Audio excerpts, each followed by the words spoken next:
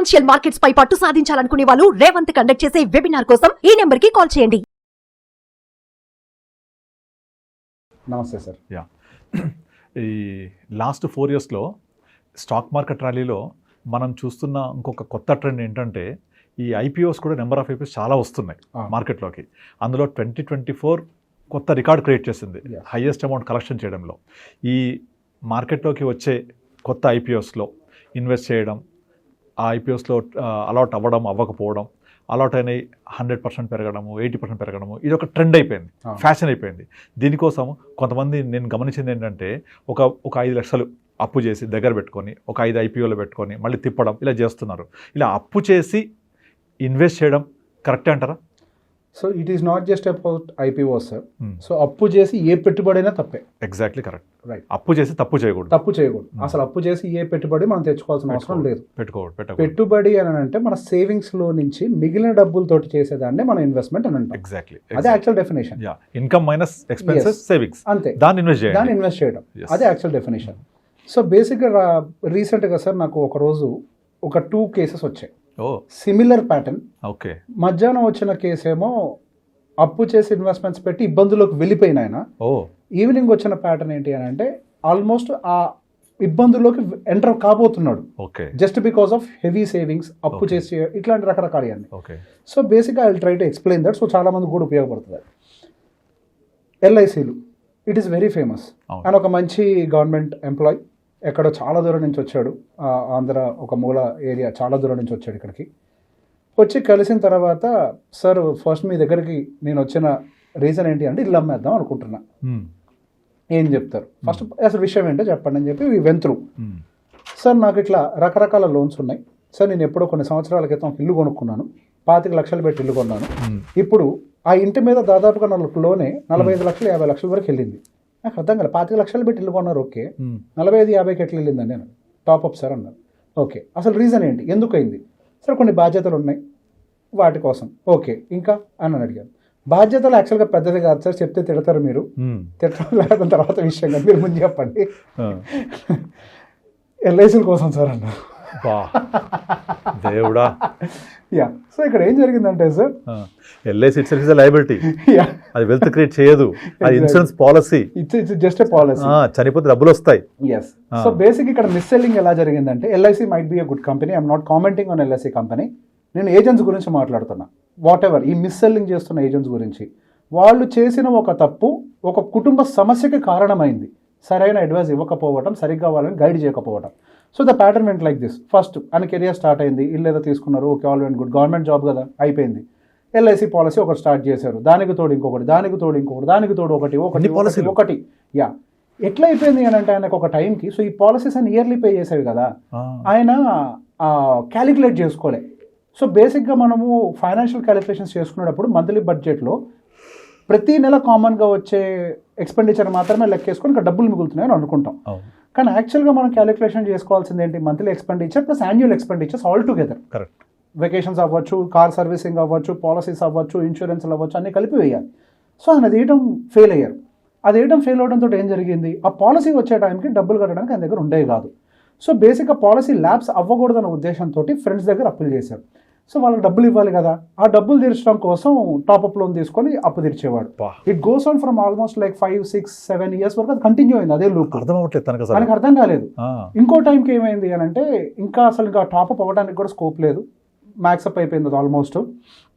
So next ఏమైంది, LIC policy కట్టే time వచ్చింది, ఆయన కట్టలేకపోతున్నానంటే ఇట్లా డబ్బులు లేవని చెప్తే ఆ ఏజెంట్ ఏం చేశారు, సార్ మీకు పాలసీ మీద లోన్ ఇస్తారు, ఆ లోన్ తీసుకొని పాలసీ కట్టండి. దాన్ని వడ్డీ కట్టాలి కదా. యా, ప్రతి నెల ఈఎంఐ కట్టాల్సిన లేదు. డెట్ ట్రాప్ అంటారు. Yeah, that's a trap. Yeah, debt trap. So బేసిక్గా ఆయన ఏం చెప్పారు, సార్ మీరు ప్రతి నెల మీరు ఈఎంఐ కట్టడం అవసరం లేదు, వడ్డీ కడితే చాలన్నారు. ఇక్కడ బాగుపడుతుంది ఎవరు, పాలసీ మీరు కట్టి మీకు వచ్చేది 6%, 7%. అంత కూడా రాదు, వెరీ ఫ్యూ సార్. అనుకుందాం 5% వస్తాయి సార్. ఓకే, వచ్చింది 5, 6, 7. వాళ్ళు కట్టే ఇంట్రెస్ట్ ఎంత యాన్యువల్లీ 11% మినిమం ఉంటుంది. రైట్, మీరు ఎంత కోల్పోతున్నారు, డబల్ ది అమౌంట్ కోల్పోతున్నారు. అసలు అప్పుడు తీరుస్తారు, అది తీర్చడం కుదరదు. సో ఇదంతా ఆయన చూసి నా దగ్గరకు వచ్చి, సార్ ఏంటి సార్ నా కండిషన్కి నా వల్ల కావట్లేదు, నేను ఆయన క్యాలిక్యులేషన్ చూసుకుంటే యావరేజ్గా per month he's into negative by 5,000 to 10,000 rupees per month. So by డిఫాల్ట్గా ప్రతి నెల ఆయన అప్పులు చేయాల్సిందే. ఇలా పోతూ పోతూ ఉంటే ఇంకా ఆయనకి ఏది మిగలదు. సో ఐ సెడ్ సార్ ఇమీడియట్గా మీరు పాలసీలు ఆపేయండి, అమ్మడం ఏం లేదు. ఎందుకు మీరు ఆపకపోతే మీరు అప్పుల్లోకి వెళ్తారు. మీరు దేనికోసం వచ్చారు? ఇల్లు అమ్మేస్తానని వచ్చారు. ఇల్లు పెద్దదా పాలసీలు పెద్దయ్యా? ఇల్లు పెద్దది. మనం ఏం చేయాలి? ముందు పాలసీలు ఆపేద్దాం. పాలసీలు ఆపేస్తే మీకు యాన్యువల్ ప్రీమియమ్స్ తగ్గిపోతాయి. యాన్యువల్ ప్రీమియమ్స్ తగ్గిపోతే మీకు మిగులు బడ్జెట్ వస్తుంది. ఆ మిగులు బడ్జెట్లో నుంచి లోన్స్ క్లియర్ చేసే ప్రయత్నం చేద్దాం. అండ్ మీ అమ్మాయి ఆల్మోస్ట్ హైయర్ ఎడ్యుకేషన్కి వచ్చేసింది. మీరు ఇప్పటిదాకా రూపాయి సేవింగ్ చేయకపోగా మీరు ఆల్మోస్ట్ ఇరుక్కునే సిచ్యువేషన్కి వెళ్ళారు. ఇఫ్ ఇట్ కంటిన్యూస్ నెక్స్ట్ 1-2 yearsలో బై ఫోర్స్డ్ మీరు ఇల్లు వేయాల్సి వస్తుంది. బై ఫోర్స్డ్ జరగడం కంటే మనం దాన్ని మాన్యువల్గా ఎగ్జిక్యూట్ చేద్దాం. ఇది ఈయన కేసు. మార్నింగ్ ఆఫ్టర్నూన్ జరిగింది. ఈవినింగ్ ఎంటర్ కాబోతున్నాడు అప్పుల్లోకి. అప్పులు చేసి ఇక పాలసీలు కట్టే సిచ్యువేషన్లోకి ఎంటర్ అయ్యారు. వైఫ్ అండ్ హస్బెండ్ ఇద్దరు ఎంప్లాయీస్. ఆయన క్లియర్గా చెప్పాడు, సార్ నా స్టోరీ ఖచ్చితంగా చెప్పండి, మీరు మా వాళ్ళందరికీ షేర్ చేయాలి, ఇది ఒక లెసన్ లాగా మారాలి అని. ఇద్దరు వైఫ్ అండ్ హస్బెండ్స్. సో ఈ క్యాలిక్యులేషన్స్ వేసుకునేటప్పుడు సహజంగా ఇద్దరు జీతం క్యాలిక్యులేషన్ తీసుకునే పెట్టుకుంటారు. ఓకే. సో బేసిక్ ఈ పాలసీస్తో బిగ్గెస్ట్ ట్రబుల్ ఏంటి అని అంటే కట్టకపోతే ఫైన్ పడతారు, రైట్? బెనిఫిట్స్ పోతాయి. ఇది బిగ్గెస్ట్ ప్రాబ్లం పాలసీస్ తోటి. బై డిఫాల్ట్గా వాళ్ళు కూడా ఎల్ఐసి పాలసీలు బాగానే పెట్టుకున్నారు. దాదాపు సంవత్సరానికి 3 లక్షల పైచలకే వాళ్ళకి ఎల్ఐసి రకరకాల పాలసీలు, not just LIC, it could be Tata XYZ policies ఉన్నాయి. 3 లక్షల పైచలు. వైఫ్ జాబ్ పోయింది మన లే ఆఫ్స్లో, పోయి కూడా దాదాపు 3-4 అవుతుంది. ఈ 3-4 months తర్వాత ఆయనకు స్లోగా అర్థమైన విషయం ఏంటి అని అంటే మన దగ్గర డబ్బులు లేవు. సార్ నేను మీ దగ్గరికి 16వ తారీఖు వచ్చా, డేట్తో సహా చెప్తున్నాను. 16వ తారీఖు వచ్చా నా జేబులో 2,000 ఉన్నాయి. నా జీతం చాలా ఉంది, మా వైఫ్ జీతం కూడా చాలా ఉండుండేది. కానీ ఈరోజు నా పరిస్థితి ఏంటి అంటే ఎప్పుడు చూడని పరిస్థితులను ఎదుర్కొంటున్నా. కేవలం 2,000 జేబులో మిగిలే. ఇక కోల్పోయిన సిచ్యువేషన్ అంటే నాకు అర్థం కావట్లేదు అన్నాడు. క్యాలిక్యులేషన్ మొదలు పెడితే ఆయన డెఫిషియెంట్ దాదాపుగా యాన్యువల్గా -3 lakhs వచ్చింది. ఆయన ఇప్పటికి ఇంక అప్పులు మొదలు పెట్టలే. ఎందుకు? ఒక జస్ట్ 3 months బ్యాకే వాళ్ళ వైఫ్ జాబ్ పోయింది. అంతకంటే ముందే వాళ్ళ పిల్లల ఎడ్యుకేషన్ ఫీజులు అవన్నీ కట్టేశారు. అవన్నీ యాన్యువలైజ్ ఫీజులు కదా. సో ఇంకా బర్డన్ స్టార్ట్ కాలే. నెక్స్ట్ ఏప్రిల్ నుంచి అవన్నీ స్టార్ట్ కాబోతాయి. సో అప్పుడు ఏం చేస్తారు? పాలసీస్ కట్టాలి, ఈ ఫీజులన్నీ కట్టాలి. సో నెక్స్ట్ ఏం జరుగుతుంది? మీకు ఆప్షన్ లేదు, మీరు అప్పు చేయాల్సిందే. అంతే. ఏం చేస్తారు? లేదా పాలసీ డ్రాప్ చేయాలి. అంతే. There is no other option. నేను అదే చెప్తాను, మన డబ్బులు మనం కట్టుకుంటూ మన జుట్టుని ఇంకొక చేతిలో పెట్టే సిచ్యువేషన్ మనం తెచ్చుకోవద్దు.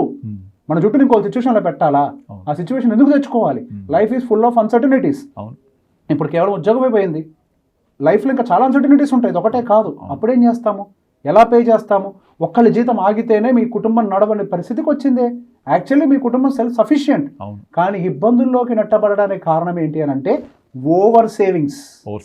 ఆయన విషయంలో జరిగింది కేసు 1 అదే, కేసు 2 అదే. ఈయనకు అదే చెప్పాను, అప్పు చేసి చెయ్యొద్దు. ఇది కూడా చెప్తాను. ఇప్పుడు ఐపీఓస్ గురించి రీసెంట్గా వచ్చింది, ఇది కూడా 2-3 days బ్యాక్ కేసు. ఆయన ఆల్రెడీ నెగిటివ్లో ఉన్నారు బై -5,000 అగైన్. అప్పులు చేసి ఆయన దగ్గర డబ్బులు ఉన్నాయి, మళ్ళీ అప్పులు ఉన్నాయి. మళ్ళీ ఆ డబ్బులు ఏం చేశారు అని అంటే ఫ్యూచర్లో ఏదైనా అవసరం వస్తే దాచుకోవాలని చెప్పేసి ఎవరికో ఇచ్చి పెట్టుకున్నారు విత్ 0 interest. ఇంకొక కేసు ఏమవుతుంది, అదే టైంలోకి ప్యారలల్గా ఈఎంఐ కూడా కడుతున్నారు. ఆయన ల్యాండ్ కూడా కొన్నారు. ఎలా అంటే ఒక పర్సనల్ లోన్ తీసుకొని, ఆ పర్సనల్ లోన్స్ వల్ల ఆయన నెగిటివ్లోకి వెళ్ళిపోయారు, రైట్? సో నా దగ్గరకు వచ్చినప్పుడు సార్ నేను ఐపీఓస్ తీసుకున్నాను సార్ అని చెప్పేసి చెప్పాను. ఓకే, వెళ్ళనుకో డబ్బులు ఉన్నాయి కదా సార్, మంచి విషయం కాదు సార్. 2 లక్షలు క్రెడిట్ కార్డు మీద లోన్ తీసుకుని ఉన్నారు. సార్ మీరు ఆల్రెడీ మైనస్లో ఉన్నారు, 2 లక్షలు క్రెడిట్ కార్డు మీద లోన్ తీసుకున్నా అన్నారు. 36-40% ఉంటుంది. సో మీరు ఏం ఎక్స్పెక్ట్ చేశారు? 2 లక్షలు. సార్ ముందు లాస్ ఉందా ప్రాఫిట్ ఉందా అనవసరం, అమ్మేసి ముందు మన లీకేజ్ నాపేద్దాం, ముందు దాన్ని అమ్మేయండి. ఐపీఓలు ఇప్పుడు మనకు వద్దు, మన పని ఏంటి? ముందు మనం బతుకున్నాం. ఎగ్జాక్ట్లీ. మీరు ఎందుకు కొన్నారని అడిగా. ఆఫీస్లో వాళ్ళు చెప్పారు, వీళ్ళు చెప్పారు అన్నారు. నేను అడిగాను, వాళ్ళు నిజంగా చెప్పే స్థాయి ఉంటే వాళ్ళు ఆఫీస్కి ఎందుకు వస్తారు సార్? అంతే కదా. స్టాక్ మార్కెట్లో అటు ట్రేడర్స్ అయి ఉంటారు, కానీ నేను వాళ్ళని కించపరచిన ఉద్దేశం కాదు సార్, ఎవరి పని వాళ్ళని చెయ్యాలి అని. సో ఇప్పుడు నేను ఇంతకుముందు ఫస్ట్ కేసులో కూడా సార్ ఇంత మిస్లీడ్ చేశారేంటి సార్, ఇంత తప్పా సార్ అని అంటే ఆయన ఒక మాట చెప్పారు సార్, మంచిగా అనిపించింది. తప్పు వాళ్ళది కాదు సార్, నాది అన్నారు. వాళ్ళు చెప్పారు సరే, నా బుర్రేమైంది, నేను ఎందుకు ఆలోచించలేదు? Accepting now. ఎస్, నేను ఆలోచించాలి కదా. 2 చేతులు కలిస్తేనే కదా సార్ శబ్దం వచ్చేది. ఇన్ ద సేమ్ వే ఒకళ్ళు చెప్పటమే కాదు, అడ్వైజులు ఏముందండి, ఎవరైనా ఇస్తారు. అవును, అది తీసుకోవాలా లేదా అనేది మన విజ్ఞత. మళ్ళీ ఎగ్జాక్ట్లీ మీకు తెలియకపోతే తెలిసిన వాళ్ళని, ఆ ప్రొఫెషన్లో ఉన్న వాళ్ళని వచ్చి అడుగుండి ఉండాలి. అప్పు చేసి నేను ఇట్లా పెట్టాలనుకుంటున్నాను, కరెక్టేనా అని. మొత్తం జరిగిన డ్యామేజ్ తర్వాత వచ్చారు. వాళ్ళ పిల్లలు ఉన్నారు, పెళ్ళిళ్ళు, చదువులు, హైయర్ ఎడ్యుకేషన్ కొన్నారు. ఇఫ్ ఐ క్యాలిక్యులేటెడ్ ఆల్మోస్ట్ వాళ్ళకి 15 years ఈవెంట్స్ ఉన్నాయి. హైయర్ ఎడ్యుకేషన్, మ్యారేజెస్, రిటైర్మెంట్స్, ఎట్లా పిల్లలు, series of. It's a series, but no planning, no planning, no cash in hand, no cash in hand, negative every month he has to take loan. నుంచి బయటకు రావాలి, then surplus లోకి రావాలి. Yes, so first ఏం చేయాలి, leakages ఆపాలి. Leakages ఆపిన తర్వాత స్లోగా దానికి ఆయింట్మెంట్ పూసి ఆ లీకేజ్ని సీల్ చేసి ఆ తర్వాత మనం ఏం చేయాలి, స్లోగా దాంట్లోకి చుక్క నీళ్ళని యాడ్ చేస్తూ ఒక బకెట్ని ఫిల్ చేసి ఆ బకెట్తో మీ లైఫ్ని సాగించాలి. ఇది ప్రాసెస్ సార్ అని చెప్పాం. సో బేసిక్గా చాలామంది ప్యాటర్న్లు నేను గమనించింది. సో బేసిక్గా చాలామంది ఇబ్బందుల్లోకి ఇంకా వెళ్ళలేదేమో కానీ అప్పు చేసి పర్సనల్ లోన్లు తీసుకొని ల్యాండ్లు కొంటారు. ఈ ప్రాసెస్ చాలా సహజంగా జరుగుతుంది. ఒక సింపుల్ మ్యాథ్ చెప్తాను సార్ ఈ విషయంలో నా అనుభవంలో. రియల్ ఎస్టేట్ ల్యాండ్ హైదరాబాద్ పక్కకు పెట్టి, మెట్రోపాలిటన్ ఎనీ మెట్రోపాలిటన్ సిటీని పక్కకు పెట్టి మనం Tier 1 Tier 2 టౌన్స్లో కానీ సిటీస్లో టౌన్స్లోకి ఎంటర్ అయితే it hardly gross at the rate of 11-12% max. అంతకు మించి పెరగవు. అది కూడా బాగా పెరిగితే 11-12 అంతే. పర్సనల్ లోన్ తీసుకుంటాం at the rate of what 12-14, right.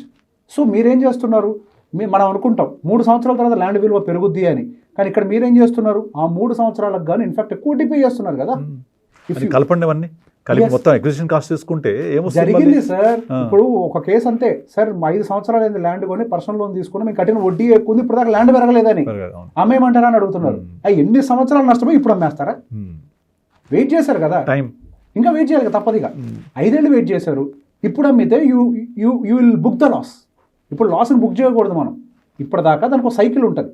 Just like stock market cycle, even real estate will have some cycles. Exactly how there was it like grow అవుతుంది, అక్కడ కొద్దిగా స్టాగ్నెంట్ అవుతుంది. సమ్ టైమ్స్ అక్కడికి వెళ్ళిన తర్వాత there will be no buyer, price will come down అని అంటే మనకి కంటికి రియల్ ఎస్టేట్ ప్రైస్ కిందకు వచ్చినట్టు కనిపించదు, కానీ బయ్యర్ లేడు అని అంటే ప్రైస్ లేనట్టే.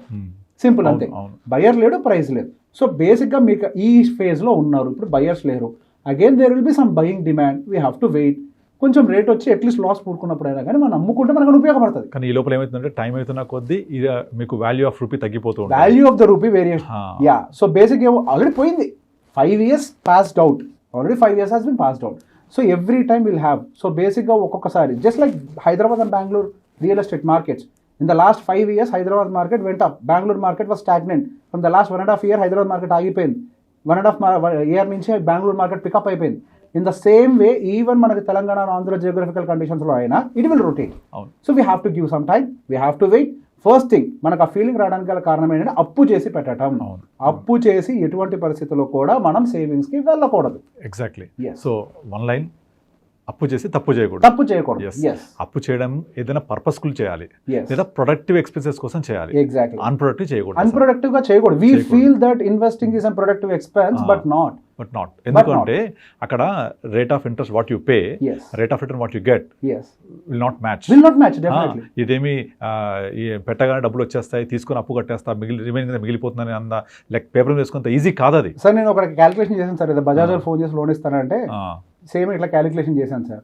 5 సంవత్సరాలు వెయిట్ చేస్తే 1,00,000 కూడా మిగలట్లేదు. ఎగ్జాక్ట్లీ. అది మిగలొచ్చు, మిగలకపోవచ్చు, నెగటివ్ లో కూడా వెళ్ళొచ్చు. Why should we take that risk for 5 years? ఇదంతా మనము బెట్టింగ్ లాగా అయిపోతుంది. Yes, we should not bet with the market. We have to invest. If you respect the market, it will give you return. Yes, ఆ time అంతా కూడా interest కడుతూ పోతే you also lose the opportunity cost. Yes, so దానివల్ల ఎట్టి పరిస్థితుల్లో అప్పు చేసి తప్పు చేయకూడదు. Yes, exactly. Thank you, Revan. Yes, thank you for giving a valuable advice. Thank you. Thank you.